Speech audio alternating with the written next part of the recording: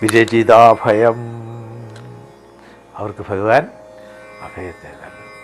അഭയം എന്നുള്ള വാക്കിന് രണ്ട് ധ്വനിയുണ്ട് അതിൽ. ഒന്ന് ഭയമില്ലാത്ത അവസ്ഥ എന്നുള്ള അർത്ഥത്തിൽ അഭയം എന്ന് പറയും. രണ്ട് അതിനെ ആശ്രയിക്കാവുന്ന സ്ഥാനം എന്നുള്ള അർത്ഥത്തിൽ അഭയം എന്ന് പറയും. ഭഗവത്ഗീത 16 അധ്യായം ആരംഭിക്കുന്നത് തന്നെ അഭയം സത്വസംശുദ്ധി എന്ന് പറഞ്ഞുകൊണ്ടാണ്. അപ്പം ഈ ഭയരഹിതത്വമാണ് നമ്മുടെ, കാരണം ഭയം അജ്ഞാനത്തിൻ്റെ സൂചന. കാരണം ദ്വൈതത്തിൽ നിന്നാണ് ഭയം വരുന്നത്. ഞാൻ തന്നെയാണ്, എനിക്ക് എന്നെ ഭയമൊന്നുമില്ല. പക്ഷെ കൂടെ ഒരാളോട് ഉണ്ടെങ്കിൽ എപ്പോഴാ ഭയം.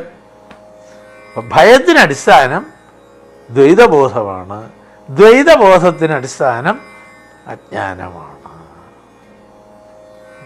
ദ്വിതീയാദ്വൈ ഭയം ഭവതി എന്നൊക്കെ ഉപനിഷത്ത് സൂചിപ്പിക്കുന്നത്. അപ്പോൾ ഭയം ഇല്ല, അഭയം വേണമെങ്കിലോ അദ്വൈതബോധം ഉണ്ടാകണം. അപ്പോൾ അഭയം നൽകുന്നു എന്ന് പറഞ്ഞാൽ എന്താ അർത്ഥം? അവർക്ക് പരമമായ ജ്ഞാനം നൽകി അവരെ അനുഗ്രഹിക്കുന്നു. അങ്ങനെ സംസാര ഭയത്തിൽ നിന്ന് ഇങ്ങനെ വായിച്ചത് നമുക്ക് മനസ്സിലാക്കാൻ കഴിയട്ടെ. അങ്ങനെയുള്ള ആ ഭഗവാൻ ഇവിടെ പ്രത്യേകതയും കൂടെ ഉണ്ട്. ശ്രീകരഗ്രഹം.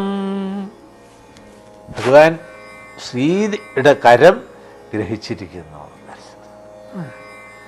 പാൽക്കടൽ കടഞ്ഞ കൂട്ടത്തിൽ കിട്ടിയ ആളാണ് ദേവി. പാലാഴി മഥനത്തിൻ്റെ ഏതാണ്ട് അവസാന ഭാഗം എത്തുന്ന സമയത്താണ് സിന്ധുജ ആയിട്ട് ദേവിയുടെ ആവിർഭാവം. അതുകൊണ്ടാണ് ദേവിക്ക് സിന്ധുജ എന്നൊരു പേര് വന്നത്. സിന്ധു സമുദ്രം, സമുദ്രത്തിൽ നിന്ന് ജനിച്ചവൾ എന്നുള്ള അർത്ഥത്തിലാണ്. ഈ പാലാഴി മഥനത്തിലാണ് ദേവിയുടെ ആവിർഭാവം. ദേവി ആവിർഭവിച്ചത് തന്നെ വരണമാല്യവുമായിട്ടാണ്. ആരെ വരിക്കണം എന്നിങ്ങനെ നോക്കി വന്നു. അപ്പോൾ പലർക്കും ദേവിയെ കണ്ടപ്പോൾ കിട്ടിയാൽ കൊള്ളാം തോന്നി. ഓരോരുത്തരും മാല ഇങ്ങോട്ട് വീഴുന്നെങ്കിൽ വീണോട്ടെ. നമ്മൾ വേറെ സ്പോണ്ടിലോസിസൊക്കെ ഉണ്ടെങ്കിലും അതൊക്കെ മറന്ന് കഴുത്ത് നീട്ടി നിന്നു. പക്ഷെ അവരെ ആരെയും ദേവി സ്വീകരിച്ചില്ല. അങ്ങോട്ട് ചെന്നപ്പം ദേവിയെ, നമ്മുടെ ഭാഷയാണ്, മൈൻഡ് ചെയ്യാതെ ഒരാൾ അങ്ങോട്ട് നോക്കി നിൽക്കുന്നു. നമ്മൾ തമാശന് ചിന്തിക്കും ദേവി പുറകിൽ കൂടെ പോയി മാലയെ കൊണ്ടിട്ടുള്ളതാണ്. എന്തുകൊണ്ട് മറ്റുള്ളവരെ സ്വീകരിച്ചില്ല? തന്നെ ആഗ്രഹിക്കുന്നു എന്നൊരു ദോഷം അവരിലൊക്കെ ദേവി കണ്ടു. അതും ഇല്ലാത്ത ഒരേ ഒരാളിനെ കണ്ടുള്ളൂ. അങ്ങനെ പോയി ഭഗവാനെ വരിച്ചു. അപ്പോഴാണ് ഭഗവാൻ തൻ്റെ മാറിടത്തിൽ വക്ഷസിൽ ദേവിക്ക് സ്ഥാനം കൊടുത്തത്. അങ്ങനെയാണ് കഥ. അതുകൊണ്ടാണ് അക്രൂരൻ്റെ അവതരിപ്പിക്കുന്ന ഭാഗത്ത് പറയും, കിം അലഭ്യം ഭഗവതി പ്രസന്നേ ശ്രീനികേതനേ. ശ്രീനികേതനായ ഭഗവാൻ പ്രസാദിച്ചു കഴിഞ്ഞാൽ കിം അലഭ്യം, വാട്ട് എൽസ് ടു ഗെയിൻ, പിന്നെ കിട്ടാത്തതായിട്ട്. ഇത് ശ്രീദേവിയുടെ കഥയായിട്ട് ബന്ധപ്പെട്ട് ഒരുപാട് കഥകളുണ്ട്. കുചേലിൻ്റെ അവല് എടുത്തപ്പോൾ ദേവി കയറി പിടിച്ചു എന്ന് പറയുന്നത് രണ്ടാമത്തേതായപ്പോഴത്തേക്ക് ദേവി കയറി പിടിച്ചു എന്ന് പറയും. എന്തുകൊണ്ട്? ഒരു മുഷ്ടി എടുത്തപ്പോൾ തന്നെ വേണ്ടത്ര ആയിക്കഴിഞ്ഞു. അപ്പം അതാണ് ഇവിടെ സൂചിപ്പിച്ചത്, ശ്രീകരഗ്രഹം.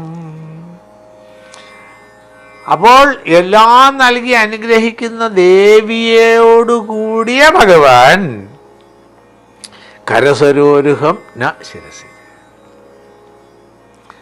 അപ്പോൾ പരോക്ഷമായിട്ട് പ്രാർത്ഥന ഞങ്ങൾക്ക് ഐഹിക പാരത്രിക സുഖം എല്ലാം നൽകി അനുഗ്രഹിക്കണേ. കാരണം സാധാരണ ജീവിതത്തിൽ ഇതൊക്കെ ആവശ്യമാണ്. ഐശ്വര്യാദി ഗുണങ്ങളും ഒക്കെ വേണം, അതും വേണം. അതോടൊപ്പം ഞങ്ങൾക്ക് അതെല്ലാം അനുഭവിച്ചുകൊണ്ട് ഭഗവാനിലെത്താനുള്ള അനുഗ്രഹവും വേണം. കരസരോരുഹം ന ശിരസി ദേഹി. അതുകൊണ്ട് അങ്ങനെയുള്ള ഭഗവാന്റെ ആ തൃക്കരങ്ങൾ ഞങ്ങളുടെ തലയിൽ വെച്ച് അനുഗ്രഹിക്കണേ എന്ന് പ്രാർത്ഥിച്ചു. വ്രജജനാർത്തിഹൻ വീരയോഷിതാം നിജജനസ്മയ ധ്വംസനസ്മിത ഭജസഖേ ഭവത് കിങ്കരീസ്മനോ ജലരുഹാരനം ചാരുദർശയാ.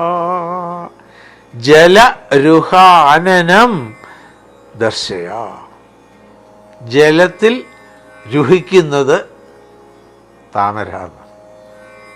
അംഭോരുഹം എന്ന് പറയും. അത് തന്നെയാണ് അംബസ് എന്ന് പറഞ്ഞാൽ ജലം എന്നർത്ഥം.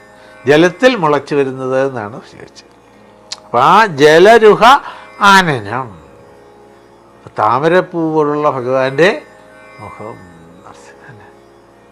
കുന്തിദേവിയുടെ സ്തുതിയിലാണ് ആദ്യം ഈ ഭഗവാനെ താമരമയമാക്കുന്നത്. നമപങ്കജനാഭായ നമപങ്കജമാലിനേ നമപങ്കജനേത്രായ നമസ്തേ പങ്കജാഘ്രയേ. മുഴുവൻ പങ്കജമയമാണ്. പിന്നെ വേറെ ഒരിടത്തും ആവർത്തിക്കുന്നുണ്ട്. അപ്പോൾ ഇവിടെ എടുത്ത് സൂചിപ്പിച്ചു ജലരുഹാനനം, താമരയ്ക്ക് തുല്യമായ ഭഗവാന്റെ ആ മുഖകമലത്തെ ന ദർശയ, ഞങ്ങൾക്ക് കാട്ടിത്തന്ന് അനുഗ്രഹിച്ചാലും. എങ്ങനെയുള്ള മുഖം? വ്രജജനാർത്തിഹൻ, ഈ വ്രജവാസികളുടെ ദുഃഖത്തെ ഇല്ലാതാക്കുന്ന ഭഗവാൻ. ധീര, ധീരൻ എന്നുള്ള വാക്കിന് വലിയ അർത്ഥമാണ്. നമ്മൾ സാധാരണ മനസ്സിലാക്കുന്ന വീര സുധീര എന്ന് പറയുന്ന ധീരനല്ല എന്നർത്ഥം. വിഷയേഭ്യ ധിയം രാതി ഇത് ധീര എന്നാണ് ശരിക്ക് ധീരൻ എന്നുള്ള വാക്കിൻ്റെ വിൽപ്പത്തി വിഗ്രഹം വരുന്നത്. അങ്ങനെയാണ്. കാരണം സാധാരണ മനുഷ്യർക്കെല്ലാം ഈ വിഷയങ്ങളിലേക്ക് ഇന്ദ്രിയങ്ങളും മനസ്സും കൂടെ പോവുക എന്നുള്ളതാണ് സാധാരണ മനുഷ്യർക്കെല്ലാം ഉണ്ടാകുക എന്നർത്ഥം. മനസ്സ് ഇന്ദ്രിയങ്ങളിൽ കൂടി വിഷയങ്ങളിലേക്ക് പോവുക.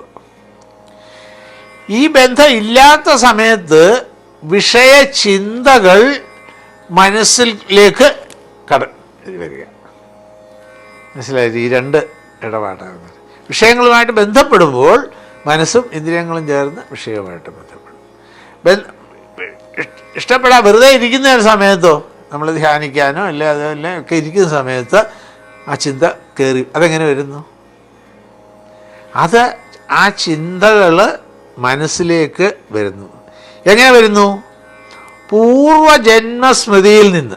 ഈ ജന്മത്തിൽ തന്നെ അനുഭവിച്ചതാവണമെന്നില്ല. കാരണം സൂക്ഷ്മ ശരീരത്തിൽ ഈ അത് ഉണ്ടായ കാലം മുതലുള്ള ഇങ്ങനെ അക്യുമുലേറ്റ് ചെയ്ത് കിടക്കുകയാണല്ലോ. എന്ന് കുറച്ച് വാസന വരും, കുറച്ച് വാസന തീരും, കുറച്ച് വീണ്ടും വരും. ഇങ്ങനെ ഇതിൻ്റെ നെറ്റ് റിസൾട്ടാണ് എപ്പോഴും ക്യാരി ഓവർ ചെയ്ത് പോകുന്നത് എന്നർത്ഥം. പിന്നെയോ നിജജനസ്മയ ധ്വംസ സംസ്മിത. ആ നിജജനം, അവിടെ നിജജനം എന്ന് സൂചിപ്പിച്ചത് അത് തെറ്റിദ്ധരിക്കപ്പെടുന്ന ഒരു വാക്കാണ്. ഭഗവാന്റെ ആളുകൾ എന്ന് അല്ലേ? അപ്പോൾ ഭഗവാൻ പ്രത്യേകതയൊക്കെ ഉണ്ടോ? കുറച്ച് പേര് അല്ല. അപ്പോൾ അവിടെ നിജജനം എന്ന് പറഞ്ഞാൽ എന്താ അർത്ഥം? ഭഗവാനെ സമാശ്രയിച്ചത്. സമ്യക്കായിട്ട് ആശ്രയിക്കുമ്പോഴാണ് സമാശ്രയമാകുന്നത്. അങ്ങനെ ആശ്രയിക്കുന്നവരുടെ ധ്വംസനസ്മിത, ധ്വംസനസ്മിത, അവരുടെ ഉള്ളിലും അജ്ഞാനഹേതുവായിട്ട് ഒരു ഇതുണ്ട്, ഗർവ് വരും. അഭിമാനത്തിൽ നിന്ന് വരുന്ന ആ ഒരു ഗർവഭാവം വരും. അതിനെയൊക്കെ ഭഗവാൻ ഇല്ല ധ്വംസിക്കുന്നു. അപ്പം ആ സന്ദേശം എന്താ അവിടെ? ആരാണോ ഭഗവാനിൽ സമ്പൂർണ്ണ ശരണാഗതി ആശ്രയത്വം വരുന്നത്, അവരുടെ സംരക്ഷണം ഭഗവാൻ ഏറ്റെടുക്കും. ഏറ്റെടുത്തിട്ട് എന്തു ചെയ്യും? അവരുടെ ഉള്ളിലുള്ള ഇത്തരം ചെറിയ ഭാവങ്ങളെയൊക്കെ നീക്കിക്കളയും. അപ്പം പരോക്ഷമായിട്ട് നമുക്ക് തരുന്ന സന്ദേശം ഇതാണ്. നമേ ദേഷ്യോസ്തി ന പ്രിയ, ഭഗവത്ഗീത ഉറപ്പിച്ച് പറഞ്ഞിട്ടുണ്ട്. പിന്നെ ഭഗവാൻ എന്താ ചെയ്യുക? എത്രമാത്രം ഭഗവാനെ ആശ്രയിക്കുന്നുവോ അതിനനുസരിച്ച് ഭഗവാന്റെ കാരുണ്യം നമുക്കുണ്ടാകും. ആ കാരുണ്യം ഉണ്ടാകുന്നതിൻ്റെ അനുഭവം നമുക്ക് എങ്ങനെയാണ് വരുന്നത്? അത് 13-ാം അധ്യായം ഭഗവത്ഗീതയിൽ സൂചിപ്പിക്കും. ഉപദ്രഷ്ട അനുമന്താച ഭർത്ത ഭോക്ത മഹേശ്വര പരമ. പൂജ്യ ഗുരുദേവ് പറയും, You surrender 20% of your ego, Bhagavan becomes Upadrashta, Anumanda, another 20% Bharta, another 20% Bhokta, another 20% Parameshwara, 10% Parameshwara. ഇത് ഉദാഹരണം അതാണ്. അപ്പം എത്രമാത്രം നമ്മുടെ അഹങ്കാരം നമ്മിൽ ശമിക്കുന്നുവോ അത്രയ്ക്ക് നമുക്ക് ഭഗവത് അനുഗ്രഹം അനുഭവിക്കാൻ സാധിക്കും. അപ്പം ശാസ്ത്ര പഠനത്തിൽ കൂടിയും ഭക്തി ആരാധന സമ്പ്രദായങ്ങളിൽ കൂടിയും ധ്യാനത്തിൽ കൂടിയും യോഗങ്ങളിൽ കൂടിയും ഒക്കെ സാധിക്കേണ്ടത് യേശാവാൻ യോഗസംഗ്രഹം ഉറപ്പിച്ച് പറയും. ഇതാണ് എല്ലാ യോഗങ്ങളെ കൊണ്ടും സാധിക്കേണ്ടത്. ഏത് പേര് വേണം പറഞ്ഞ് ചെയ്തോളൂ എന്നർത്ഥം. സാധിക്കേണ്ടത് ഇതാണ്. അതുകൊണ്ടാണ് അവർ ഉറപ്പായിട്ട് പറഞ്ഞു. അതുകൊണ്ട് അങ്ങനെയുള്ള ഭഗവാനെ ഞങ്ങൾക്ക് ജലരുഹാനനം, ഭഗവാന്റെ ആ മുഖ കമലത്തെ ഞങ്ങൾക്ക് കാട്ടി ഞങ്ങളെ അനുഗ്രഹിക്കണേ. അപ്പം ആർക്കാ ഭഗവാൻ ഇത് ചെയ്യുന്നത്? നമ്മളെപ്പോലെ ഈ പാർഷ്യാലിറ്റിയും ഇതും ഒക്കെ വെച്ചുകൊണ്ടിരിക്കുന്നവർക്ക് ആ രീതിയിൽ മാത്രമേ ഇത് കാണാൻ സാധിക്കൂ. പക്ഷേ ഭഗവാനിൽ സമ്പൂർണ്ണ ശരണാഗതി സ്ഥാപിക്കുന്ന ഒരാൾക്ക് ഇത് സ്വാഭാവികമായിട്ട് കിട്ടുന്നു. ഇപ്പം ഈ പ്രിയ ശബ്ദം ഭാഗവതത്തിൽ ഇത്തിരി ട്വിസ്റ്റ് ചെയ്ത് വരുന്നുണ്ട്. ഭഗവത്ഗീതയൊക്കെ നമ്മൾ ഒരിക്കലും അങ്ങനെ ഒരു ചോദ്യം തന്നെ ഗുരുദേവനോട് ഒരു ക്യാമ്പിൽ ഇങ്ങനെ ചോദിച്ചു. അപ്പോൾ ഗുരുദേവ് പറഞ്ഞത് ഉദാഹരണം, ഇപ്പം അഗ്നി ജ്വലിച്ചുകൊണ്ടിരിക്കുന്നു. 10 അടി അകലത്തിലിരിക്കുന്നയാളിനും 5 അടി അകലത്തിലിരിക്കുന്നയാളിനും അനുഭവം എങ്ങനെയായിരിക്കും? വെറും കോമൺ സെൻസ് അല്ലേ? എത്രയെത്ര ഭഗവാനിലേക്ക് അടുത്തടുത്ത് വരുന്നു അത്രയും ചൂട് വെളിച്ചം അനുഭവിക്കുകയില്ലേ? എന്നിട്ട് പറയുകയാണ്, കണ്ടോ 5 അടി അകലത്തിലിരുന്ന ആളിനോട് ആ അഗ്നിക്ക് എന്തോ പാർഷ്യാലിറ്റി എന്ന് പറഞ്ഞാൽ അങ്ങനെ ഇരിക്കും. ഇതുപോലെ ഗുരുദേവൻ പറഞ്ഞ ഉദാഹരണം, ഇതിൽ കൂടെ ഒരു ഉദാഹരണം വേണം അത് മനസ്സിലാക്കാൻ വേണ്ടിയിട്ട്. ഇതുപോലെ ഭഗവത് തത്വത്തിലേക്ക് നമ്മൾ എത്തുന്നു. ഇതിനനുസരിച്ച് അതുവരെ പെർസോണിഫിക്കേഷനിലായിട്ടൊക്കെ പറയും. അവിടെ വരുമ്പോൾ തത്വമായി. അതാണ് പരം. പരൻ എന്നുള്ള വാക്ക് ഉപയോഗിക്കുന്നത് അതാണ്. പരം എന്ന് പറയുമ്പോൾ തത്വത്തെ സൂചിപ്പിച്ചു. പരൻ എന്ന് പറയുമ്പോൾ അതിനൊരു പെർസോണിഫിക്കേഷൻ, ഒരു എംബോഡിമെൻ്റ്, മൂർത്തിഭാവം കൊടുത്തു. അതിനെ അംഗീകരിക്കുന്നത് എന്തിനു വേണ്ടിയിട്ടാണ്? പരനിൽ ആരംഭിച്ച് പരത്തിലെത്താൻ വേണ്ടിയിട്ടാണ്. അതാണ് ഇവിടെ അവർക്കത് ബോധ്യമായി എന്ന് സൂചിപ്പിക്കുന്നു. പ്രണതദേഹിനാം പാപദർശനം തൃണചരാനുഗം ശ്രീനികേതനം ഭണിഭണാർപ്പിതം തേ പദാംബുജം കൃണുകുചേഷുന കൃന്തിഹൃച്ഛയം. പ്രപന്ന പാരിജാതായ ഭഗവത്ഗീത ധ്യാനത്തിൽ ഉപയോഗിക്കുന്ന ഒരു വാക്കാണ് പ്രപന്ന പാരിജാതായ. ആരാണോ ഭഗവാനെ ശരണം പ്രാപിക്കുന്നത് അവർക്ക് ഭഗവാന്റെ കാരുണ്യം അറിയാൻ സാധിക്കും. അത് ഭഗവാൻ നേരത്തെ പറഞ്ഞ പോലെ പാർഷ്യാലിറ്റി കാണിക്കുന്ന ഒന്നുമല്ല, അവർക്കത് അനുഭവവേദ്യം ആകുന്നതാണ്. ഭട്ടതിരിപ്പാടിൻ്റെ ഒരു പ്രയോഗമുണ്ട് നാരായണീയത്തിൽ, നമ്രാണാം സന്നിധത്വേ.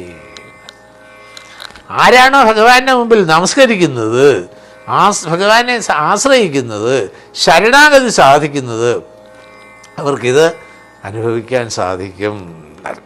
അതുപോലെയാണ് ഇവിടെ പറഞ്ഞത് പ്രണതദേഹിനാം പാപകർശനം. പ്രണതം പ്രകർഷണ നദം ആണ് ശരിക്കും, പ്രണതമാണ്. അത് ഗ്രമാറ്റിക്കൽ വരുമ്പോൾ പ്രണതം ആകുന്നതാണ്. രാമായണം ആകുന്നത് പോലെയാണ് പ്രണത ദേഹിനാം.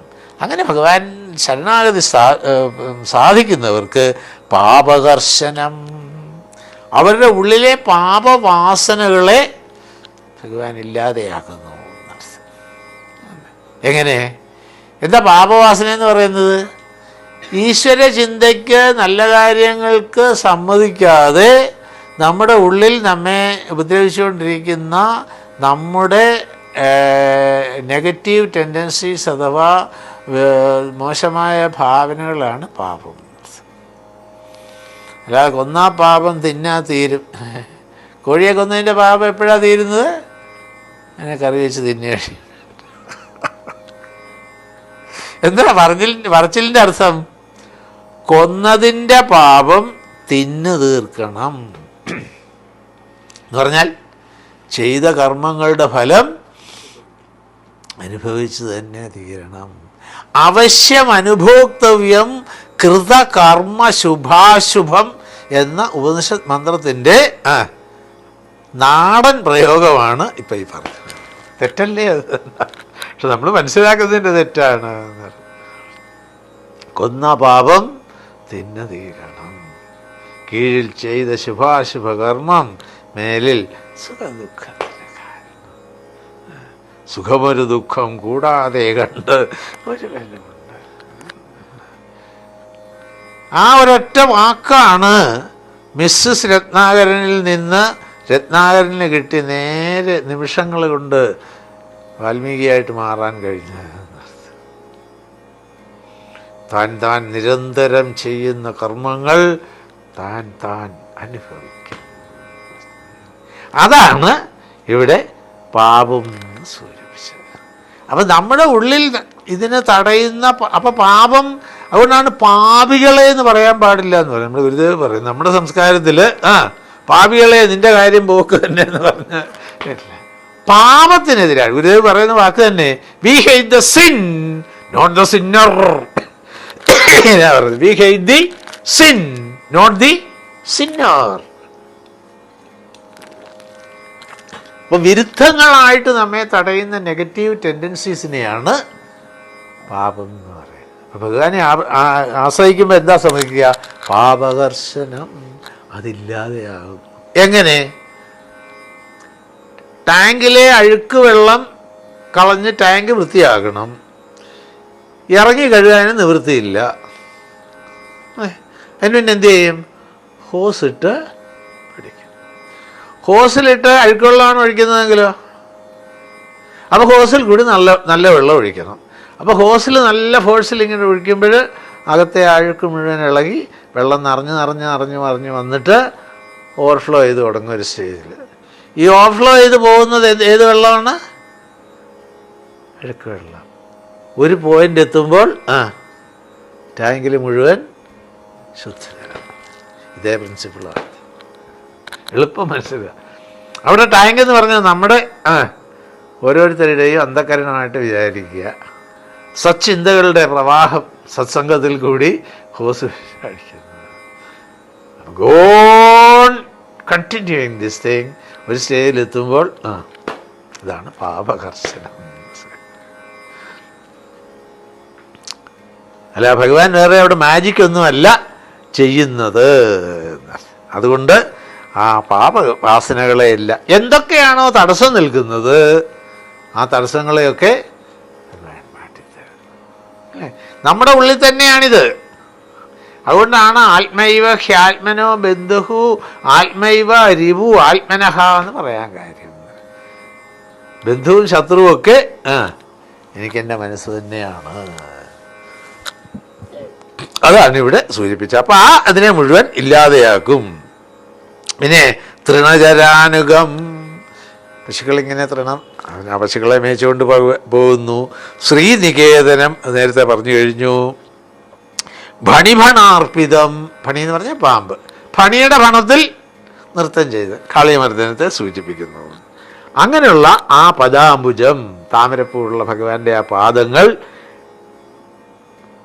ന കുചേഷു കൃണു, നേരത്തെ പറഞ്ഞു. കുചേഷു എന്ന് പറയുമ്പോൾ സ്ഥലങ്ങളെ അല്ല അവിടെ ഉദ്ദേശിക്കുന്നത്, ഹൃദയത്തിലേക്ക് സ്പർശനം ഉണ്ടാവട്ടെ എന്നാണ് സൂചിപ്പിക്കുന്നത്. അങ്ങനെ ഞങ്ങളുടെ ഹൃദയത്തിൽ ഭഗവാന്റെ ആ പാദസ്പർശം ഉണ്ടാകട്ടെ. അങ്ങനെ ഉണ്ടായാൽ എന്താ ഗുണം?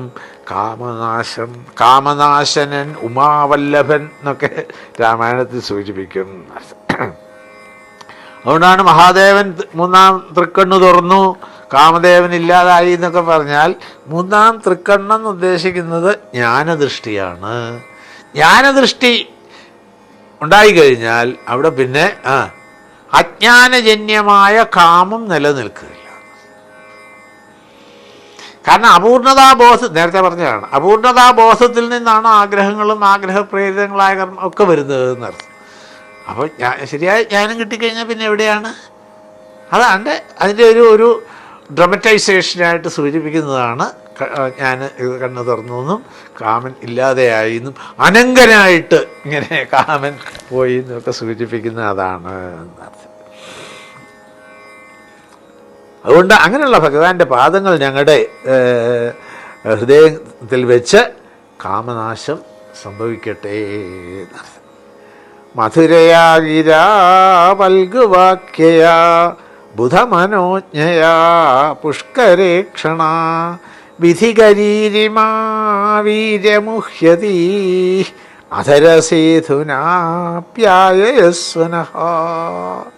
പുഷ്കരേക്ഷണ, പുഷ്കരം താമരയുടെ ഇതുപോലുള്ള കണ്ണുകളുള്ള, നേരത്തെ പറഞ്ഞതാണ് വാക്യം. വൽഗുവാക്യയാ, മനോഹരങ്ങളായ വാക്യങ്ങളെ കൊണ്ട് എല്ലാവരെയും മോഹിപ്പിക്കുന്നവനെ. ബുധമനോജ്ഞയാ, ബുധന്മാരുടെ മനസ്സിൽ ആനന്ദത്തെ. ബുധൻ പറഞ്ഞാൽ അവിടെ ഭഗവത് തത്വത്തെ ഗ്രഹിച്ചവർ, അവർക്കാണ് ശരിയായ. അല്ലാത്തവർക്ക് കുറച്ച് കർമ്മങ്ങളെ കൊണ്ട് എന്തെങ്കിലുമൊക്കെ കിട്ടുന്ന, കർമ്മങ്ങളെ നിഷേധിക്കുകയല്ല, നേരത്തെ നമ്മൾ പറഞ്ഞു കർമ്മങ്ങൾ എന്തിനു വേണ്ടിയിട്ടാണ് വിധിച്ചിരിക്കുന്നതെന്ന്. ആ കർമ്മങ്ങളെ കൊണ്ട് അന്ധക്കരണ ശുദ്ധി വരുമ്പോഴാണ് അവിടെ ഭക്തി. ആ ഭക്തിയിൽ നിന്നാണ് ജ്ഞാനം വരുന്നത്. നമ്മുടെ യോഗത്രയത്തെ എങ്ങനെയാണ് സൂചിപ്പിക്കുക? കർമ്മത്തിലാരംഭിച്ച് ഭക്തിയിൽ കൂടി ജ്ഞാനത്തിലെത്തണം. ചിത്തശുദ്ധി വരുന്നതിനനുസരിച്ച് ഭക്തി വർദ്ധിച്ചുകൊണ്ടേയിരിക്കും. ആ ഭക്തി പൂർണ്ണമാകുമ്പോൾ ജ്ഞാനമാകും. അതുകൊണ്ടാണ് ഭഗവത്ഗീതയിൽ പറഞ്ഞപ്പോൾ ലോകേസ്മിൻ ദ്വിവിധ നിഷ്ഠ എന്നാണ് ഭഗവാൻ സൂചിപ്പിച്ചത്. രണ്ട് നിഷ്ഠ, അത് കർമ്മത്തിൻ്റെ മാർഗവും ഭക്തിയുടെ ജ്ഞാനത്തിൻ്റെ മാർഗവുമായിട്ട് സൂചിപ്പിച്ചു. കർമ്മയോഗത്തെയും ജ്ഞാനയോഗത്തെയും സൂചിപ്പിച്ചു. ശ്രീമദ് ഭാഗവത്തിൽ വന്നപ്പോൾ വേദവ്യാസ ഭഗവാൻ അത് ഇത്തിരി മാറ്റി എഴുതി യോഗാസ്ത്രയാമയ പ്രോക്ത എന്നായി. കർമ്മ ഭക്തി ജ്ഞാനമാർഗങ്ങളെ മുന്നായിട്ട് തന്നെ സൂചിപ്പിച്ചു. അങ്ങനെ വരുമ്പോൾ എന്ത് വരുന്നു? ഇത് അവിടെ ഭഗവത്ഗീതയിൽ പറഞ്ഞിടത്ത് ജ്ഞാനാഗ്നിയെ പറഞ്ഞുള്ളൂ, ഭക്തിയിൽ പറഞ്ഞില്ല. പക്ഷെ ഭാഗവത്തിൽ വന്നു കഴിഞ്ഞപ്പോൾ ഭക്തിയെയും, അല്ലേ, ഭക്തിയാവുന്ന അഗ്നിയിൽ ഇത് മുഴുവൻ ഇല്ലാതെയാകും. മറ്റേടത്ത് ജ്ഞാനാഗ്നി സർവകർമാണം ഭസ്മസാത് ഗുരുതേ തഥാ എന്ന് ഭാഗവത്തിൽ വന്നപ്പോൾ അത് ഭക്തിയുടെ ഭാവവും കൂടെ അതിന് കൊടുത്തു. അപ്പോൾ എന്താ സൂചന? ഭക്തിയെയോ ജ്ഞാനത്തെയോ ആശ്രയിച്ച് വാസനകളെ ഇല്ലാതെയാക്കും. അങ്ങനെ വാസനാ പ്രക്ഷയം നടന്നെങ്കിലേ മോക്ഷത്തിലേക്ക് എത്താൻ ഒക്കൂ. ശ്രീ പരീക്ഷിത്തിനോട് കഥ പറഞ്ഞു കൊടുത്ത ഉടനെ പരീക്ഷിത്ത് തിരിച്ച് അങ്ങോട്ട് ചോദിച്ചു, ഉള്ളിൽ വാസനകൾ കിടക്കുമ്പോൾ എങ്ങനെ ശരിയാകും? കുഞ്ചര ശൗചം എന്നൊരു പ്രയോഗമുണ്ട് ഭാഗത്തിൽ, 1-2 സ്ഥലങ്ങളിൽ മാത്രമുള്ള പ്രയോഗമാണ്. ആനക്കുളി പോലെ എത്രയും മണിക്കൂറുകൾ കൊണ്ടാണ് ആനയെ കുളിപ്പിച്ച് എഴുതാക്കി എല്ലാം കഴിഞ്ഞ് കരക്കോട്ട് കയറുമ്പോഴോ ഇതുപോലെ നമ്മൾ പാപത്തിന് പ്രായശ്ചിത്തം ചെയ്തു. ഓക്കെ, പ്രായശ്ചിത്തം മതിയെന്ന് പറഞ്ഞിട്ട് ശ്രീ ശബരിമഹർഷി നമ്മൾ പറയും പരീക്ഷത്തിൻ്റെ മുഖത്ത് തന്നെ നോക്കിക്കൊണ്ടിരുന്നത് എന്താ റിയാക്ഷൻ അറിയാൻ വേണ്ടിയിട്ട്. ഉടനെ പരീക്ഷിച്ച് പറഞ്ഞു, അത് ആനക്കുളി പോലെ. അപ്പോഴാണ് പറയുന്നത് വാസനകൾ ഇല്ലാതാകണം. അതിന് 2 മാർഗം അവിടെ സൂചിപ്പിക്കും, ഭക്തിയുടെയോ ജ്ഞാനത്തിൻ്റെയോ. അതാണ് യോഗാസ്ത്രയ എന്ന് ഭാഗവത്തിൽ കൊണ്ടുവരാൻ കാര്യം. ഭഗവത്ഗീതയെ ദ്വിവിധ നിഷ്ഠ എന്ന് പറയാനും ഇതൊക്കെ ഒരുപാട് ഇതിനുള്ളതാണ്. നമ്മൾ ഇത് പറഞ്ഞുകൊണ്ട് സൂചിപ്പിച്ചെന്ന് മാത്രം, അത്രയേ ഉള്ളൂ അതിൽ. അതുകൊണ്ട് ഭഗവാന്റെ മനോഹരങ്ങളായ വാക്യങ്ങളെ കൊണ്ട് ബുധന്മാരുടെ ആനന്ദം. കാരണം അന്ധകരണ ശുദ്ധി യുക്ത കർമ്മഫലം ത്യക്ത്വാ ശാന്തിമാപ്നോതി നഷ്ടിക്ക് ഭഗവത്ഗീത ഉറപ്പായിട്ട് പറയും. യുക്തനും അയുക്തനും തമ്മിലുള്ള വ്യത്യാസം എന്താണ്? കർമ്മഫലം ത്യക്ത്വാ ശാന്തിമാപ്നോതി. അയുക്ത കാമകാരേണ ഫലേ സക്തയോ. അതേസമയത്ത് അയുക്തനിങ്ങനെ കർമ്മഫലമായിട്ട് ഇങ്ങനെ വീണ്ടും വീണ്ടും വീണ്ടും ഈ സംസാരത്തിൽ കിടന്നുകൊണ്ടേ ഇരിക്കുന്നു. അതാണ് ഇവിടെ ബുധമനോജ്ഞയാ. പിന്നെയോ മധുരയാ ഗിര, ആത്മബോധം അമൃതോപമം പകർന്നാർത്തര കരുണയോടുണർത്തിടാൻ ബ്രഹ്മസത്തയിൽ അലിഞ്ഞു ചേർന്നതായി തന്നെ വാണ ഗുരുദേവനെ തൊഴാം. ശ്രീനാരായണ ഗുരുദേവനെ നമസ്കരിച്ചുകൊണ്ട് ബ്രഹ്മസ്വരൂപി തന്നെ ആയിരുന്ന ബാലകൃഷ്ണൻ നായർ സാർ എഴുതിയിരിക്കുന്നതാണ്. ഏത് ഗുരുവിനെയും വാഴ്ത്താനത് വെച്ചതാണ്. അവിടുത്തെ പറയാൻ കാര്യം ആത്മബോധം അമൃതോപമം പകർന്ന അറിവിനെ പറഞ്ഞു കൊടുക്കുന്നതിന് അതിൻ്റെ ആ അമൃതോപമം പരീക്ഷത്തിൽ ഇടയ്ക്കിടയ്ക്ക് പറയും എൻ്റെ കാതുകൾക്ക് ആനന്ദത്തെ നൽകത്തക്കവണ്ണം പറഞ്ഞു തരണേ. രാവിലെ ഇവിടെ എന്ന് പറഞ്ഞപ്പോൾ പറയുകയും ചെയ്തു. ഭക്ഷണം എങ്ങനെ ഉണ്ടാക്കി വെച്ചു എന്നുള്ളതല്ല, അല്ലേ, എങ്ങനെ വിളമ്പി കൊടുക്കുന്നു എന്നുള്ളതാണ്.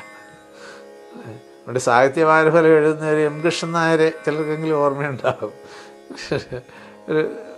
ഓർക്കുന്നില്ലേ? എം കൃഷ്ണൻ നായർ എന്ന് പറഞ്ഞിട്ടൊരു സാഹിത്യവാരഫലം സ്ഥിരമായിട്ട് എഴുതുന്ന ഒരാളാണ്. അദ്ദേഹം ഒരിക്കലും എഴുതിയതാണ് ലേഖനത്തിൽ, ഇന്ന് ഇഡലിയെ വീട്ടിലുണ്ടാക്കിയിട്ടുള്ളതെങ്കിൽ ഇന്ന് ഇഡലിയേ ഉള്ളൂ, വേണമെങ്കിൽ തിന്നുകൊണ്ട് പോടാ എന്ന് പറഞ്ഞാൽ ഒരു കുട്ടിയും സ്വീകരിക്കില്ല. അതേസമയത്ത് മക്കളെ ഇന്ന് അമ്മയ്ക്ക് വേറെ ഒന്നും ഉണ്ടാക്കാൻ പറ്റില്ല, മക്കളെ ഇന്ന് ഇഡലി കഴിച്ചു, ഏത് കുട്ടിയും കഴിക്കാത്ത. അപ്പോൾ എന്തുണ്ടാക്കി വെച്ചെന്നല്ല, അതെങ്ങനെ കൊടുക്കുന്നതിലാണ്. അതുകൊണ്ട് ആത്മബോധം എങ്ങനെങ്കിലും അടിച്ചേൽപ്പിക്കലല്ല, അമൃതോപമം പകർന്ന അമൃത സമാനമായ വാക്കുകളെ കൊണ്ട് ശ്രോതാവിൻ്റെ ഉള്ളിൽ, അതാണ് ഇവിടെ ഉപയോഗിച്ച വാക്ക് വൽഗുവാക്യയാ. അപ്പം പരമമായ ജ്ഞാനത്തെ എങ്ങനെ നൽകുന്നു എന്നുള്ളതിന് പ്രാധാന്യത്തെ അത് ശ്രമിച്ചു. വൽഗുവാക്യയ മധുരയാകിര, രണ്ടും അത് തന്നെ ഒരേ അർത്ഥത്തിലുള്ള വാക്ക് സൂചിപ്പിച്ചു. അങ്ങനെയുള്ള വിധികരി ഇമന അധരസീധുന ആപ്യായസുഹ. ഇപ്പം ജീവച്ഛവമായിരിക്കുന്ന ഞങ്ങളെ ഭഗവാൻ അധരാമൃതം കൊണ്ട് ഞങ്ങളെ ജീവിപ്പിച്ചു തരണേ എന്നർത്ഥം. അവിടുത്തെ വൽഗുവാക്യയാ ബുധമനോജ്ഞയാ മധുരയാ ഗിര, ഈ വാക്കുകളെയാണ് കാണാൻ ശ്രമിച്ചത്. അങ്ങനെയൊക്കെയുള്ള ഭഗവാൻ അധരാമൃതം കൊണ്ട് ഞങ്ങളെ ആപ്യായസ്വഹ എന്നാണ് ഉപയോഗിച്ചൊരു വാക്ക്, ഞങ്ങളെ പുനരുജ്ജീവിപ്പിക്കണേ എന്നാണ് പ്രാർത്ഥന. അത് ഞങ്ങളിപ്പോൾ ആസ് ഗുഡ് ആസ് ഡെഡ്, ഇംഗ്ലീഷിലെ ഫ്രേസ് പറയുമ്പോൾ എപ്പോഴും ആസ് ഗുഡ് ആസ് എന്നേ പറയുന്നുള്ളത്. നമ്മൾ പിന്നെയാണ് പലപ്പോഴും അതിനെ ആസ് ബാഡ് ആസ് എന്നൊക്കെ പറയാറുണ്ട്. അവിടെ ആസ് ഗുഡ് ആസ് എന്ന് പറഞ്ഞാൽ ഗുഡ് എന്നുള്ളതിൻ്റെ ലിറ്ററൽ മീനിങ് അല്ല അവിടെ, അതുപോലെ. അപ്പോൾ ഇവിടെ ആസ് ഗുഡ് ആസ് ഡെഡ്. അതുകൊണ്ട് എന്ത് വേണം? ഭഗവാന്റെ ആ കാരുണ്യം കൊണ്ട് ഞങ്ങളെ ജീവിപ്പിച്ചെടുക്കണമേ. അക്ഷരാർത്ഥത്തിൽ ബ്രഹ്മാസ്ത്രം കൊണ്ട് ഇല്ലാതായ ആളാണ് പരീക്ഷിത്. ഭഗവാൻ ഉത്തരാഗർഭത്തിലേക്ക് കടന്നിട്ട് ആ പരീക്ഷത്തിനെ ജീവിപ്പിച്ചു.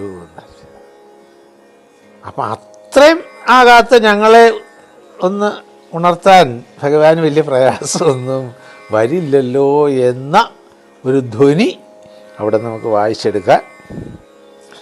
അടുത്ത് നേരത്തെ സൂചിപ്പിച്ച പോലെ കുറച്ചുകൂടെ ശ്രദ്ധേയമായ ഒരു ശ്ലോകമാണ്.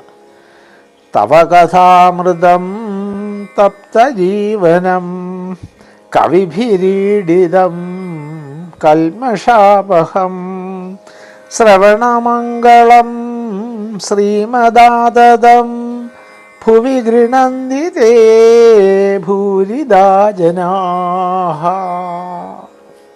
ഇതാ ഭഗവാന്റെ ഗുരുദേവൻ്റെ ഒരു ഗുരുദേവ സമാധി കഴിഞ്ഞപ്പോൾ പിന്നീട് വന്ന ഗുരുജി തേജോമാനന്ദ സ്വാമിജി എഴുതിയ ഗുരുദേവനുള്ള സമർപ്പണത്തിൽ ഈ ശ്ലോകം ഉപയോഗിച്ചിട്ടുണ്ടാകും. തപകഥാമൃതം തപ്തജീവനം, അങ്ങയുടെ ആ കഥാമൃതം തപ്തജീവനം, ആ സംസാര ദുഃഖം കൊണ്ട് തപിച്ചിരിക്കുന്നവരെ, താപം എന്നുള്ളതിന് രണ്ടർത്ഥമുണ്ടല്ലോ, ചൂടെന്നും ദുഃഖമെന്നാണ്. ആ തപിച്ചിരിക്കുന്നവരെ ജീവനം നൽകുന്നതാണ്, അവർക്ക് മോചനം നൽകുന്നതാണ്. പിന്നെ കവിഭി ഈഡിതം, ഈഡിതം എന്ന് പറഞ്ഞാൽ സ്തുതിക്കപ്പെടുന്നത്. ഈഡ്യ എന്നൊരു പ്രയോഗമുണ്ട്. സ്തുതി അർഹനായവനെ എന്നുള്ള അർത്ഥത്തിൽ ഈഡ്യ എന്ന് ഭഗവാനെ അഡ്രസ്സ് ചെയ്യുന്ന ചില സ്ഥിതികൾ കാണാം. അഗ്നിം ഈടെ, ഇത് ആരംഭിക്കുന്ന വേദം ആരംഭിക്കുന്നിടത്ത് പറയും അഗ്നിയെ സ്തുതിച്ചുകൊണ്ട് ഈട ശബ്ദത്തിന് അത് ആസ്വദിക്കും. അങ്ങനെ അവിടെ കവിഭി ഈഡിതം എന്നാണ് പറഞ്ഞത്. അവിടെ കവി എന്ന് പറഞ്ഞാൽ നമ്മൾ സാധാരണ പറയുന്ന കവി എന്നുള്ള അർത്ഥമല്ല അവിടെ സൂചിപ്പിക്കുന്നത്. അവിടെ തത്വമറിഞ്ഞവരെയാണ് കവി എന്നുള്ള വാക്കുകൊണ്ട് സൂചിപ്പിക്കുന്നത്.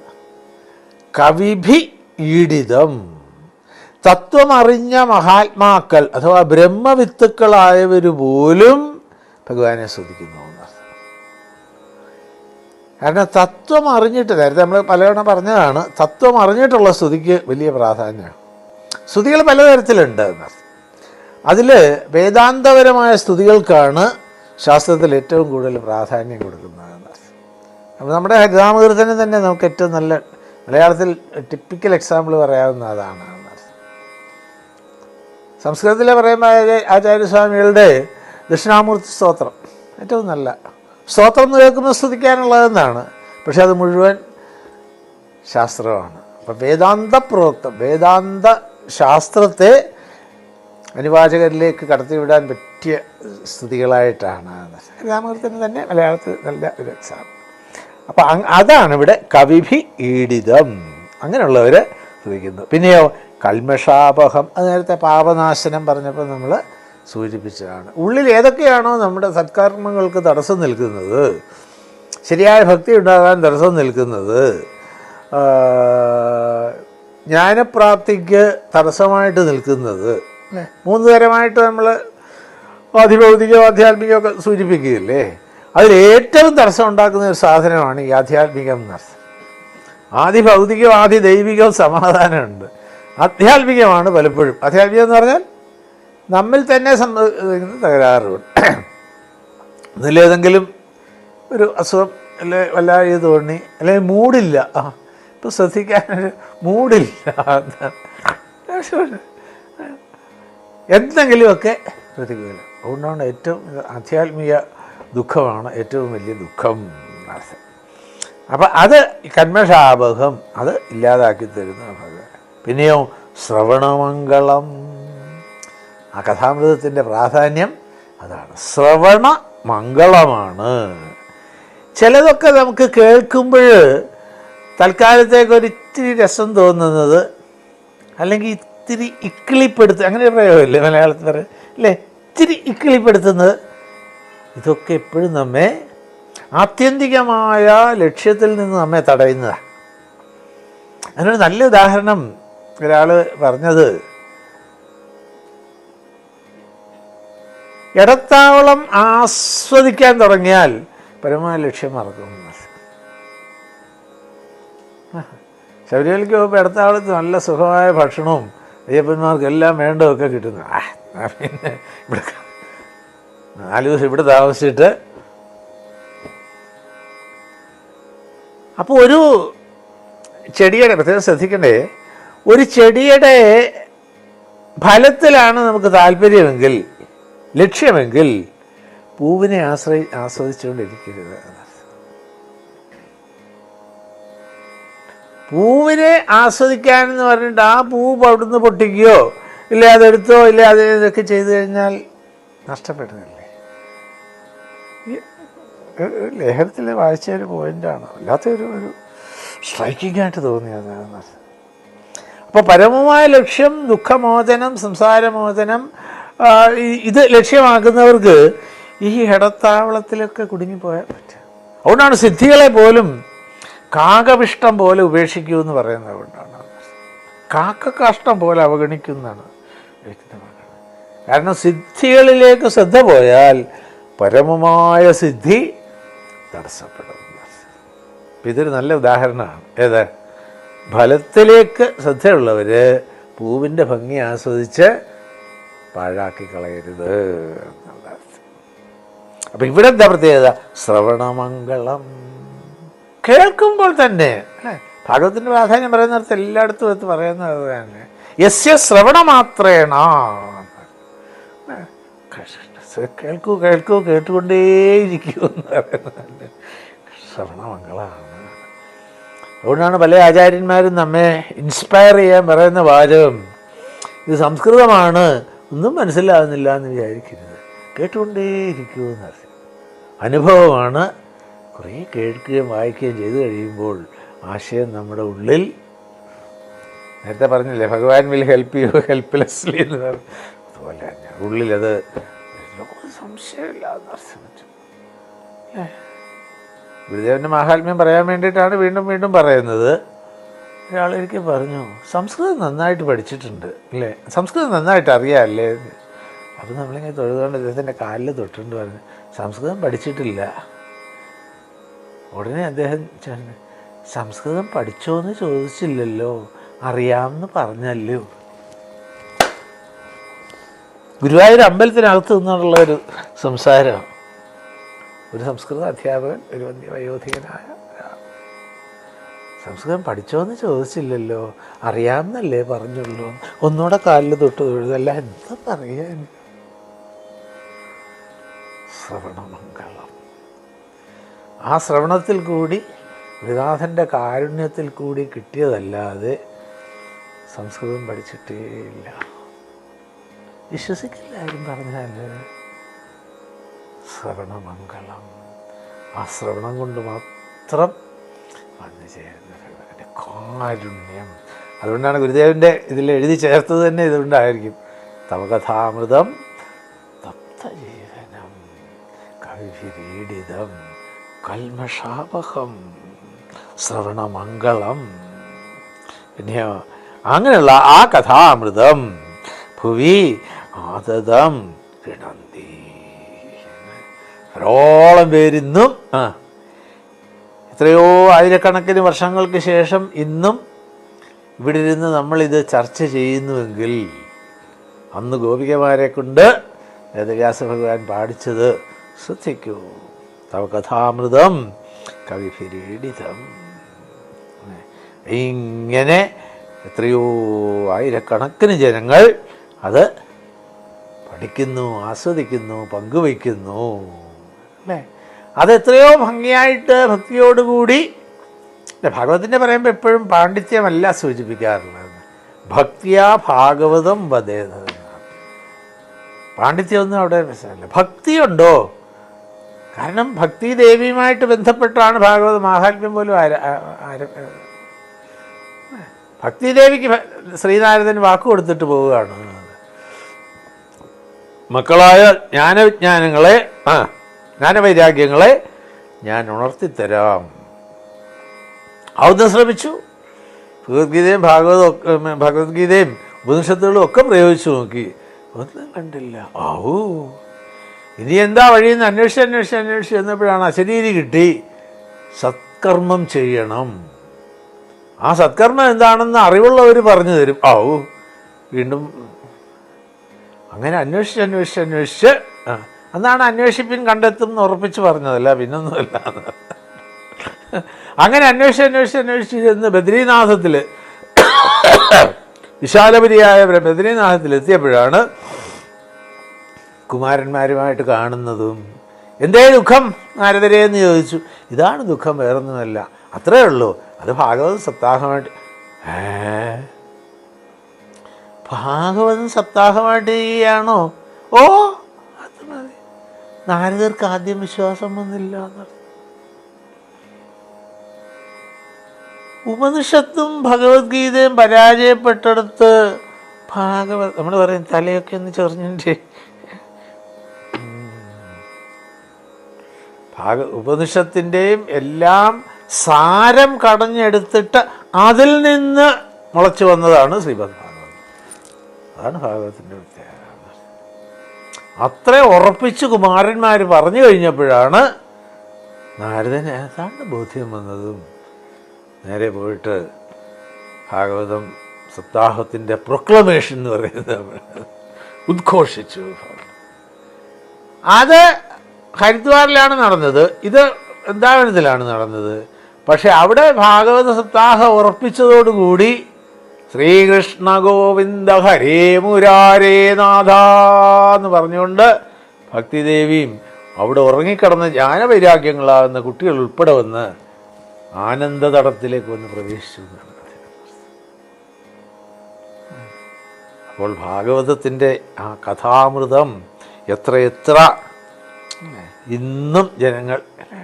അപ്പോൾ ഭാഗവതം സപ്താഹമായിട്ട് ചെയ്യേണ്ടത് എങ്ങനെയാണെന്നും അതിനു മുമ്പുള്ള ദിവസം ഭാഗവതം മഹാത്മ്യം പറയണമെന്നും നമ്മളാരും ഉണ്ടാക്കി വെച്ച നിയമവും സമ്പ്രദായവും ഒന്നുമല്ല എന്നർത്ഥം.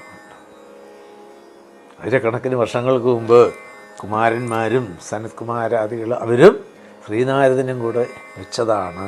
ഇന്ന് പിന്നെ ആൾക്കാർ പലരും അതിൽ വെള്ളം ചേർത്ത് വെള്ളം കൂടുതൽ ചേർത്ത് കഴിയുമ്പോൾ എന്ത് സംഭവിക്കും? വെള്ളം മാത്രമായിട്ട് ഒരു ആ അവസ്ഥയിലേക്ക് വന്നുകൊണ്ടിരിക്കുന്നു. പോട്ടെ. അപ്പോൾ എന്താ ഇതെല്ലാം പറയാൻ കാര്യം? തപകഥാമൃതം തത്തജീവനം ശ്രവണമംഗളം കവിഭിരീഡിതം അതിന്നും ആദതം കിണന്തി. എവിടെയെങ്കിലും ഒരു മൂലക്കിരുന്ന് ഒന്നോ പേരല്ല പറയുന്നത്. ഓളം ആസേതു ഹിമാചലം എന്നൊരു പ്രയോഗം ഉണ്ടല്ലോ അല്ലേ? കന്യാകുമാരി മുതൽ ഹിമാലയം വരെ സപ്താഹം ഇങ്ങനെ മുഴങ്ങിക്കൊണ്ടേയിരിക്കുന്നു. ആ ശ്രവണത്തിൻ്റെ മഹാത്മ്യം. പ്രഹ്ലാദനോട് പറഞ്ഞപ്പോൾ ആദ്യം പറഞ്ഞ വാക്കെന്താ? ശ്രവണം. ഏതും കേൾക്കണം. എഴുതായുണ്ട് രഹസ്യം. കേൾക്കണം. മലയാളത്തിൽ നമ്മൾ കേൾക്കണം എന്നേ പറയുള്ളൂ. ഇംഗ്ലീഷിൽ പറയുമ്പോഴാണ് ലിസൺ എന്നുള്ള വാക്ക് വരുന്നത്. മലയാളത്തിൽ വരുമ്പോൾ കേൾക്കുക. പക്ഷേ ശ്രദ്ധയോടുകൂടി സമർപ്പണത്തോടുകൂടി പൂർണ്ണമായ ആശ്രയഭാവത്തിൽ കേൾക്കുമ്പോഴാണത് ശ്രവണമാകും. ശാസ്ത്രത്തിൽ അതുകൊണ്ട് ഉപയോഗിക്കുന്ന വാക്ക് ശൃണു, ശ്രവണം ചെയ്യൂ. ശ്രദ്ധയോടുകൂടിയുള്ള കേൾക്കലാണ് ശ്രവണം. അപ്പോൾ ഈ പഠനത്തിൻ്റെ സാധനയുടെ ആരംഭം ശ്രവണമാണ്. അതുകൊണ്ടാണ് അവർ പറഞ്ഞത് ആ ശ്രവണത്തിൽ നിന്നാണ് ബാക്കി ഭാവങ്ങളിലേക്ക് വന്ന് ഭട്ടതിയിൽ കമൻട്രിയിൽ അങ്ങനെ തന്നെ സൂചിപ്പിക്കുന്നുണ്ട്. കഥാശ്രവണം മരണമില്ലാതെയാക്കുന്ന ദിവ്യാമൃത സേവയാകുന്നുവെന്ന് ഭക്തിയുടെ പ്രഥമാംഗ മാഹാത്മ്യത്തെ. ഇതാ പ്രഥമാംഗം. നേരത്തെ പറഞ്ഞ 9 ഘട്ടം പറഞ്ഞില്ലേ, നവവിധം. അതിൽ ആദ്യത്തെയാണ് ശ്രവണം. പ്രഹസിതം പ്രിയാ പ്രേമവീക്ഷണം വിഹരണം ചതേ ധ്യാനമംഗളം രഹസി സംവിദോ യാഹൃദി സ്പൃശ കുഹകനോ മന ക്ഷോഭയന്തി. വീണ്ടും അവർ തങ്ങളുടെ അവസ്ഥയെ സൂചിപ്പിക്കുകയാണ്. ഹേ പ്രിയ. കുഹക എന്ന് പറഞ്ഞാൽ കുറച്ച് കള്ളൻ നമ്മൾ വിളിക്കുകയല്ലേ. സ്നേഹത്തിൽ സന്തോഷം വരുമ്പോഴാണ് കള്ളൻ എന്നുള്ള പ്രയോഗമില്ല. കൊച്ചു കള്ളൻ എന്നോട് പറഞ്ഞാൽ കുറച്ചുകൂടെ സ്നേഹത്തിൻ്റെ ഭാവം വരും. അതുകൊണ്ടാണ് കുഹക ശബ്ദം കൊണ്ട് സൂചിപ്പിക്കുന്നത്. അതുകൊണ്ട് ആ ഭഗവാനെ അങ്ങയുടെ പ്രഹസിതം സുന്ദരമായ ആ പുഞ്ചിരി, ആ പുഞ്ചിരിയോടുകൂടിയുള്ള ഭഗവാന്റെ ഈക്ഷണം, ആ ഒരു നോട്ടം, ഇത് ധ്യാനമംഗളമാണ്. ഏതൊരു രൂപത്തെ ധ്യാനിച്ചു കഴിഞ്ഞാൽ എല്ലാ മംഗളങ്ങളും സ്വാഭാവികമായി വരുന്നു. യസ്യ ശ്രവണമാത്രേണ ജ്ഞാനമുത്പദ്യതേ സ്വയം ഗുരുഗീതയിൽ സൂചിപ്പിക്കുന്നത്. ഗുരുനാഥൻ്റെ സ്മരണ മാത്രം മതി ജ്ഞാനമുള്ളിൽ പ്രകാശിക്കാൻ.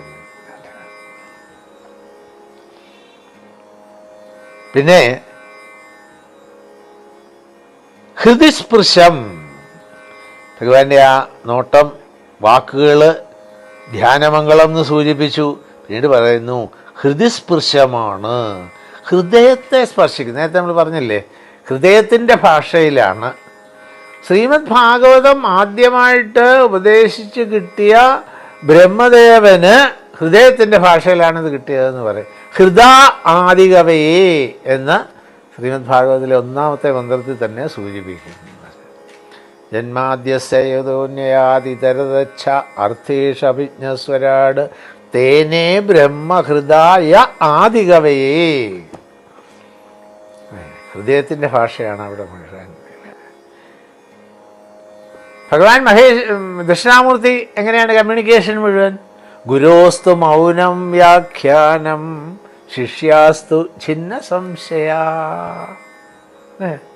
ഗുരു എങ്ങനെ ഇതുപോലെ വായിട്ടലിച്ച് മൈക്കും വെച്ച് റെക്കോർഡ് ചെയ്ത് യൂട്യൂബിൽ കൊടുത്തിട്ടൊന്നുമല്ല പഠിപ്പിച്ചത്. പിന്നെ ഗുരോസ്തു മൗനം വ്യാഖ്യാനം, മൗനം വ്യാഖ്യ പ്രകടിത പരബ്രഹ്മ തത്വം എന്നാണ് ആ സ്തോത്രം ആരംഭിക്കുന്നത് തന്നെ. വലിയ പ്രത്യേകതകളാണ് എന്നർത്ഥം. മറ്റൊരു പ്രത്യേകത അവിടെ സൂചിപ്പിക്കുന്നത് ശിഷ്യര് വൃദ്ധര്, ഗുരു യുവാവ്. അതാണ് ഇവിടെ പ്രത്യേകം സൂചിപ്പിക്കുന്നത്. ഹൃദയത്തിൻ്റെ ഭാഷയിലാണ്. ഈ ഹൃദയത്തിൻ്റെ ഭാഷയിലുള്ള കമ്മ്യൂണിക്കേഷൻ സമർത്ഥമാക്കാൻ വേണ്ടിയിട്ട്, സാർത്ഥകമാക്കാൻ വേണ്ടിയിട്ടാണ് നമ്മൾ ആദ്യം ഗുരുദേവ് സൂചിപ്പിക്കും ശാന്തി മന്ത്രമൊക്കെ ജപിച്ചുകൊണ്ട് ആരംഭിക്കുന്നത്. വക്താവും ശ്രോതാക്കളും അല്ലെങ്കിൽ ഗുരുവും ശിഷ്യന്മാരും ഒന്നിച്ചിരുന്ന് ഒരേ ഇതിൽ വരുമ്പോൾ എല്ലാവരും അവരവരെവിടുന്ന് വന്നോ അല്ല ഇതൊക്കെ അങ്ങോട്ട് വിട്ടിട്ട് ഗുരുദേവ് ഉപയോഗിക്കുന്ന വാക്ക് ഒരേ വേവ് ലെങ്തിൽ നമ്മൾ എത്തുന്നു എന്നാണ്. ആ ഒരേ വേവ് ലെങ്തിൽ വക്താവും ശ്രോതാക്കളും എത്തുമ്പോഴാണ് കമ്മ്യൂണിക്കേഷൻ ഈസി ആയിട്ട് നടക്കുക. അതാണ് ഇവിടെ ഹൃദ എന്ന് സൂചിപ്പിച്ചതിൻ്റെ അർത്ഥം. അപ്പം ആ ഒരു ഭാവത്തിലേക്ക്, അതുകൊണ്ടാണ് മാ വിദ്വിഷാവഹൈ, വിദ്വിഷ ഒന്നുമല്ല അവിടെ, മാ വിദ്വിഷ, വിദ്വേഷം പാടില്ല എന്നർത്ഥം. എവിടെ വിദ്വേഷമോ അസൂയയോ ഉണ്ടോ അവിടെ കമ്മ്യൂണിക്കേഷൻ പിന്നെ പ്രോപ്പറായിട്ട് നടക്കില്ല എന്നർത്ഥം. അപ്പം അതൊന്നും ഇല്ലാത്ത ശുദ്ധമായ അന്ധകരണത്തെയാണ് ഇവിടെ സൂചിപ്പിച്ചത്. ഹൃദയസ്പൃശ, അതൊക്കെ മനക്ഷോഭയന്തി, ഞങ്ങളുടെ മനസ്സിനെ അജിറ്റേഷൻ ഉണ്ടാക്കുന്നു. കാരണം ശരിയായ കമ്മ്യൂണിക്കേഷൻ നടക്കുമ്പോൾ ഈ അജിറ്റേഷൻ ഉണ്ടാവണം എന്നാണ് പറയാറ്. ഗുരുദേവ് അദ്ദേഹത്തെ പറയുന്നത് പോലെ പറയായിരുന്നു, കേട്ടതിൽ എന്തെങ്കിലും ഉള്ളിലിട്ട് പോയിട്ടുണ്ടെങ്കിൽ ഒരു പെട്ടച്ചിലുള്ളിൽ വരുന്നത്, ഒന്നും മനസ്സിലായില്ല ഗുരു ആയിരപ്പ എന്നെങ്കിലും തോന്നിയാൽ രക്ഷപ്പെട്ടു. സാറിന് നമ്മൾ തിരിച്ചല്ലേ പറയുക. കാരണം എന്തോ നുള്ളിലോട്ട് കടന്നത് കൊണ്ടാണല്ലോ അത് മനസ്സിലായില്ല എന്ന് പറയും, രക്ഷപ്പെട്ടു എന്നാണ്. അവിടുന്ന് പിന്നെ നടന്നു കൊള്ളുന്നതാണ്. കാരണം അല്പം നേരത്തെ പറഞ്ഞ ആ ഒരു വേവ് ലെങ്ത് അടുത്തെങ്കിലും വന്നെങ്കിലേ അത് സാധിക്കുകയുള്ളൂ. അതുകൊണ്ട് കരഞ്ഞുകൊണ്ട് നമുക്ക് ഒരു ആയിരപ്പാ ഒന്നും കിട്ടിയില്ലെന്ന് പറഞ്ഞാൽ രക്ഷപ്പെട്ടു. അതുകൊണ്ട് ക്ഷോഭയന്തി എന്നുള്ള വാക്ക് തന്നെയാണ് ഉപയോഗിച്ചത്. അത് ഞങ്ങളുടെ ഉള്ളിൽ വല്ലാത്തൊരു ഭാവത്തെ സൃഷ്ടിച്ചിരിക്കും. ഇത് ഹൃദയത്തിൻ്റെ ഭാഷയിൽ മാത്രം നടക്കുന്ന ഒന്നാണ്. It cannot be a wonder. ചലസിയത് വ്രജാചാരയൻ പശൂൻ നളിന സുന്ദരം നാഥതേ പദം ശിലതൃണാങ്കുരൈ സീതരീതിന കലിലതാമന കാന്തഗച്ഛതി. ഞങ്ങളുടെ മനസ്സ് ആകെ അർജുനൻ്റെ മനസ്സ്, അർജുനൻ ആദ്യം വിഷാദം പ്രകടിപ്പിക്കുന്നത് മുഴുവൻ ശരീരത്തിൻ്റെ തലങ്ങളിലുണ്ടാകുന്ന കൈവിറയ്ക്കുന്നു, ഗാണ്ഡീവം സംസദേഹസ്ഥ, ഇതൊക്കെയാണ് പറയുന്നത്. കുറച്ച് കഴിഞ്ഞപ്പോഴാണ് പറഞ്ഞത് എൻ്റെ മനസ്സും ആയി തുടങ്ങി. ഗോപികമാരിവിടെ അപ്പോഴേ പറഞ്ഞു ഞങ്ങളുടെ മനസ്സ് കലിതാം ഗച്ഛതി. അതുകൊണ്ട് എന്ത് വേണം? ഭഗവാൻ ഞങ്ങളെ അനുഗ്രഹിക്കണം. തേ പദം ശിലതൃണാങ്കുരൈഹി സീതതി. ഭഗവാന്റെ പാദസ്പർശം ഏൽക്കുന്ന കല്ലുകൾ പോലും മൃദുത്വത്തെ ഭാവിക്കുമെന്ന് കേട്ടിട്ടുണ്ട്. പറഞ്ഞപ്പോൾ പെട്ടെന്ന് ഓർമ്മ വന്നത് സീത രാമലക്ഷ്മണന്മാരെ വള്ളത്തിൽ ഗുഹൻ അക്കരെ കടത്താൻ കയറ്റുകയാണ്. ശ്രീരാമനെ അവിടെ നിർത്തി, വെയിറ്റ്. സീതാദേവിയെയും കയറ്റി, ലക്ഷ്മണനെയും കയറ്റി. അത് കഴിഞ്ഞപ്പോൾ പറഞ്ഞു ഒരു മിനിറ്റ്, ഞാൻ ആ കാലൊന്ന് കഴുകിക്കോട്ടെ. ലക്ഷ്മണനെ പറഞ്ഞു പിന്നെ ഞങ്ങളൊക്കെ കയറ്റിയിരുത്തി ചേച്ചി, ഇനി ഏട്ടനെയും കൊണ്ട് കയറ്റാൻ താമസം. അല്ല ഒരു മിനിറ്റ്, അല്ല ഈ കാല് കൊണ്ട് പണ്ടൊരു കല്ല് ഒരു സ്ത്രീ ആയെന്ന് കേട്ടിട്ടുണ്ട്. പാദസ്പർശം കൊണ്ട് കല്ല് സ്ത്രീ ആയെങ്കിൽ ഇത് തടിയല്ലേ വള്ളം, ആ വള്ളവും സ്ത്രീയായും. ചാൻസ് ഉണ്ടല്ലോ, റിസ്ക് എടുക്കാൻ എനിക്ക് പറ്റില്ല. കാരണം 2 ദോഷം സംഭവിക്കും. എന്ത്? ഒന്ന് കഞ്ഞികുടി മുട്ടും, വള്ളം ശരിയാ, പിന്നെ അതിനെയും കൂടെ പോറ്റായിട്ട് വരും അല്ലേ? എന്തിനു വേണ്ടിയിട്ടായിരുന്നു? ഭഗവാന്റെ പാദാഭിഷേകം ആഗ്രഹിച്ച ഭക്തനെയാണ്. ചിന്മയാമിഷൻ്റെ ഇപ്പോഴത്തെ ഹെഡ് സ്വാമിജി സ്വരൂപാനന്ദ സ്വാമിജി വർഷങ്ങൾക്ക് മുമ്പ് പറഞ്ഞ ഒരനുഭവമായിരുന്നു. അത് ഈ തുളസിദാസ രാമായണത്തിലാണത്. നമ്മുടെ രാമായണത്തിൽ പെട്ടെന്ന് നമുക്ക് മനസ്സിലാവില്ല.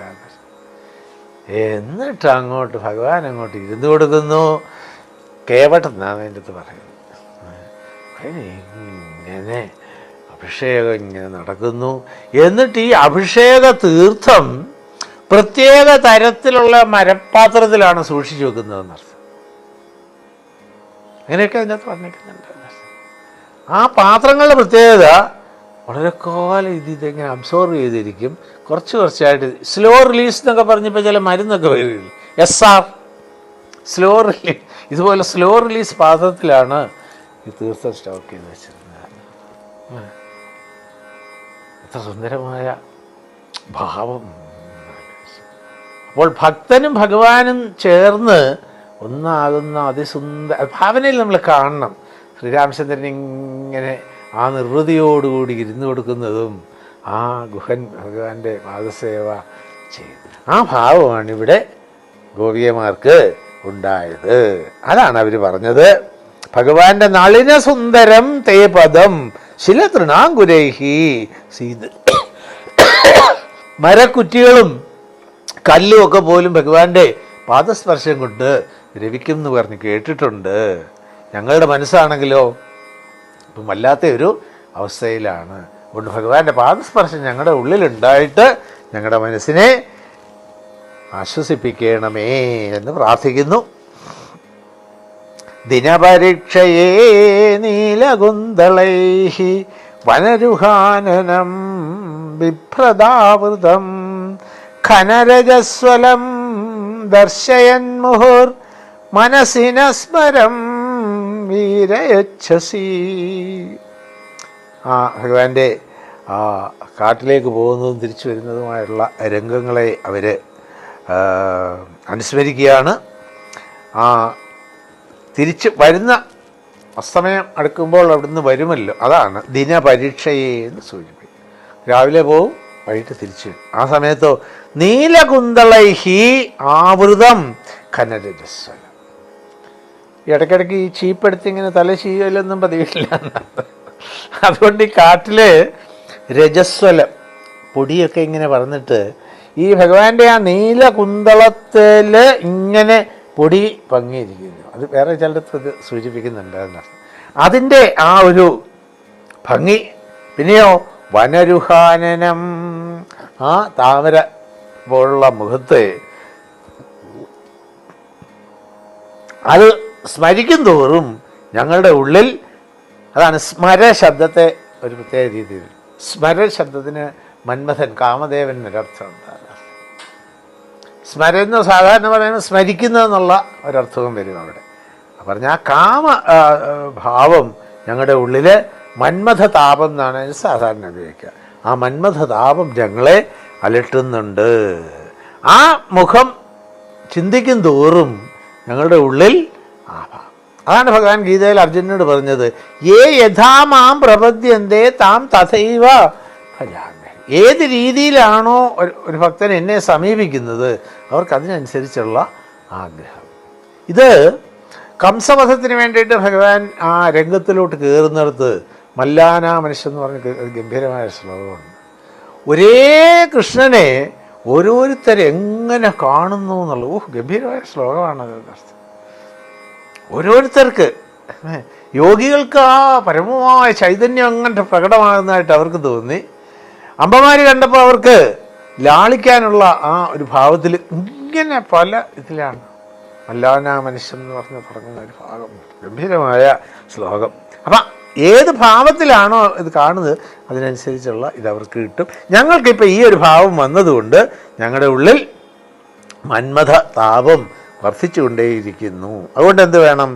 സുരതവർദ്ധനം ശോകനാശനം സ്വരിതവേണുനാ സുഷ്ടുചുംബിതം ഇതരരാഗവേ സ്മാരണം നൃണാം വിതരവീരന തേ അധരാമൃതം. അതുകൊണ്ട് ഭഗവാന്റെ അധരാമൃതം തന്ന് ഞങ്ങളെ അനുഗ്രഹിക്കണേ. സുരതം നേരത്തെ പറഞ്ഞതാണ്. സുരതനാഥ എന്ന് പറഞ്ഞപ്പോൾ വാക്ക് നമ്മൾ പറഞ്ഞതാണ്. ആ പരമമായ ആ സുഖത്തെ. എന്താ പരമമായ സുഖത്തിൻ്റെ പ്രത്യേകത? വീണ്ടും വീണ്ടും വിഷയസുഖത്തിലേക്ക് മനസ്സ് പോകാതിരിക്കുന്ന ഒരവസ്ഥയിലേക്ക് എത്തുന്നു. അതാണ് ആ തലത്തിന് സുതലം എന്നുള്ളത് ബന്ധപ്പെടുത്തി നമ്മൾ അന്നേരം പറഞ്ഞു. മഹാബലിയെ ഉയർത്തിയ ഭാവം. അപ്പം ഇവിടെ സുരതം എന്നുള്ളതിനെ അങ്ങനെ എടുക്കാം. പിന്നെയോ ശോകനാശനം. അപ്പം സുരതം എന്നുള്ളത് സാധാരണ ഉദ്ദേശിക്കുന്ന ആ ലൗകികാർത്ഥത്തിലല്ല എന്നുള്ളത് ശോകനാശനം എന്നുള്ള വാക്കുമായിട്ട് ചേർത്ത് വെച്ച് മനസ്സിലാകും. എന്തുകൊണ്ട്? അല്ലാതുള്ള ആ അർത്ഥമാണ് സ്വീകരിക്കുന്നതെങ്കിൽ വീണ്ടും വീണ്ടും വേണമെന്ന് തോന്നുന്നില്ലേ? അത് തമാശ നമ്മൾ പറയാം, അവിഹിതമായ ആസ്വാദനമാണെങ്കിൽ അതാണ് കൂടുതൽ പ്രേരിപ്പിക്കുന്നത് വീണ്ടും ആവർത്തിക്കാൻ, അല്ലേ? എത്രയോ നമ്മൾ കാണുന്നില്ലേ? എത്രയോ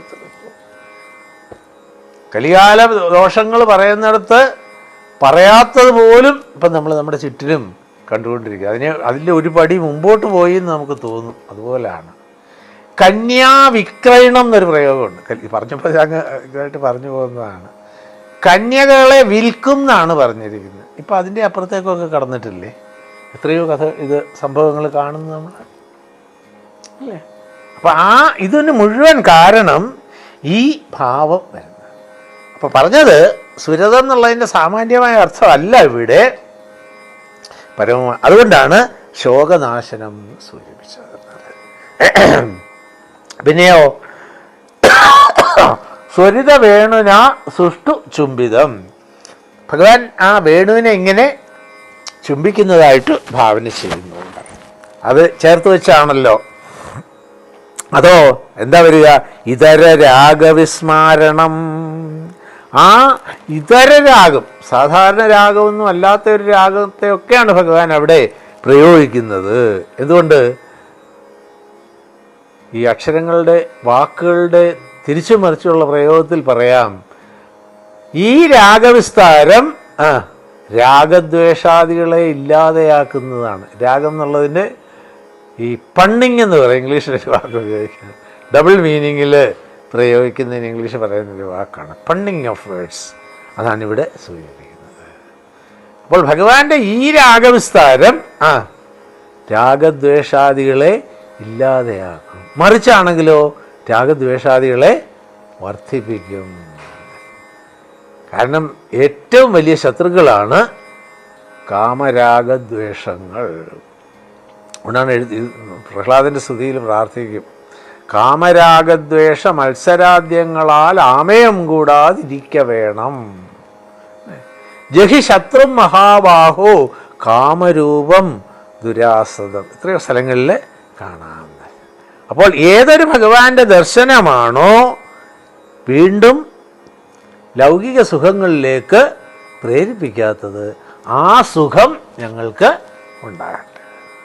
അപ്പോഴാണ് നമ്മൾ നേരത്തെ പറഞ്ഞ അർത്ഥമൊക്കെ ആ ശബ്ദങ്ങൾക്ക് കൊടുക്കാൻ കഴിയുന്നത്. അല്ലെങ്കിൽ നേരത്തെ പറഞ്ഞ ആംഗിളിൽ മാത്രമേ നമുക്ക് ഈ ശ്ലോകങ്ങളെ കണ്ടുകൊണ്ടിരിക്കാൻ സാധിക്കൂ.